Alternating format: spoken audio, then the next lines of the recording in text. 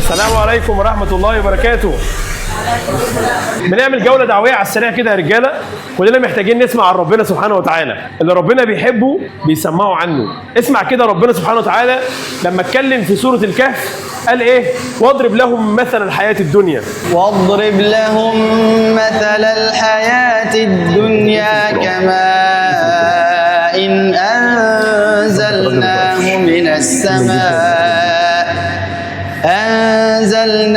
من السماء فاختلط به نبات الأرض فأصبح هشيما تذروه الرياح وكان الله على كل شيء مقتدرا.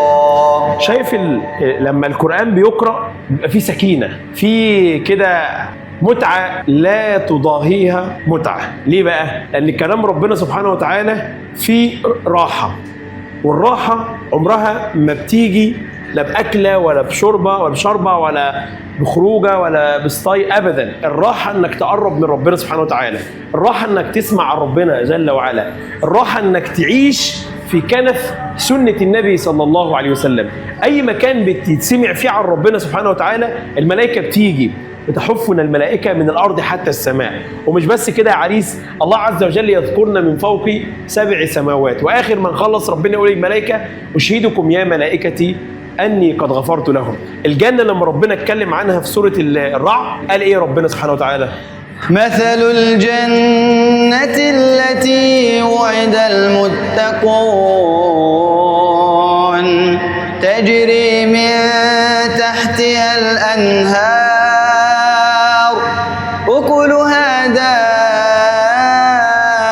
دائم وظلها تلك عقبى الذين اتقوا وعقبى الكافرين النار. الجنة أول ما بتسمع اسمها بترتاح نفسيا. ومال بقى لو دخلت الجنة؟ أنت لو دخلت قصر من قصور الدنيا تتعجب لروعة المكان وللتصميم والديكوريشن بتاع المكان كله.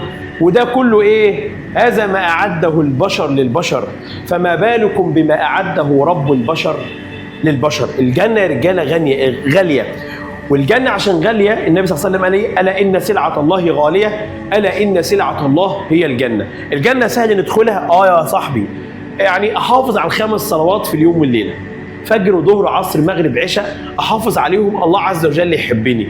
ومجرد ما ربنا يحبك ربنا يفتح لك ابواب السعاده. ومجرد ما تلاقي ابواب السعاده اتفتحت قدام عينيك تلاقي نفسك بقى كده ايه؟ بتزود من الطاعات. وكل ما تزود من الطاعات كل ما تكون فرصتك في حسن الخاتمه بيبقى اوفر واقرب. والافضل بعد ذلك انك تلاقي وتقابل سيدنا النبي صلى الله عليه وسلم في جنة ربنا سبحانه وتعالى. كل يوم القيامة هيقدم السي في بتاعه، يوم القيامة كله هياخد الصحيفة بتاعته، تمام؟ ووضع الكتاب فترى المجرمين مشفقين مما فيه. يوم القيامة كل الكتب متسجلة فيها، كل خطوة وكل حركة وكل سكنة وكل صغيرة وكل كبيرة. الوقفة دي متسجلة عند ربنا سبحانه وتعالى صوت وصورة، قبل ما تكون مسجلة عن طريق الموبايل، لا، متسجلة عند ربنا سبحانه وتعالى. ربنا قال إنا كنا نستنسخ ما كنتم تعملون. آخر حاجة هنختم بقى كده إيه؟ الآيات الجميلة اللي ربنا سبحانه وتعالى بيجبر بخاطرنا ويطمئن العصاة والمذنبين لما ربنا بيقول قل يا عبادي الذين أسرفوا. قل يا عبادي الذين أسرفوا على أنفسهم لا تقنطوا من رحمة الله إن الله يغفر الذنوب جميعا إنه هو الغفور الرحيم وأنيبوا إلى ربكم وأسلموا له من قبل أن يأتيكم العذاب ثم لا تنصرون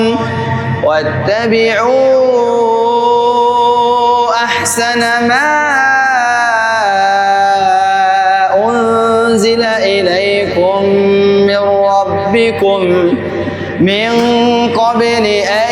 يأتيكم العذاب بغتة وأنتم لا تشعرون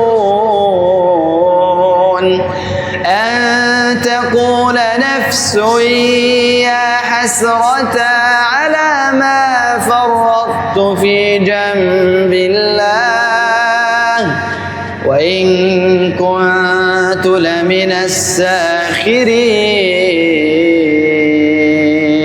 أو تقول لو أن الله هداني لكنت من المتقين، صح كده؟ فقدامنا ان ربنا سبحانه وتعالى يهدينا وياخد بايدينا سبحانه وتعالى، بس احنا بس نحط رجلينا على اول الطريق ونحافظ على ال5 صلوات ونحب ربنا ونسمع عنه كتير، وقتها الدنيا تحلى في عينينا والدنيا فل ان شاء الله. شكرا.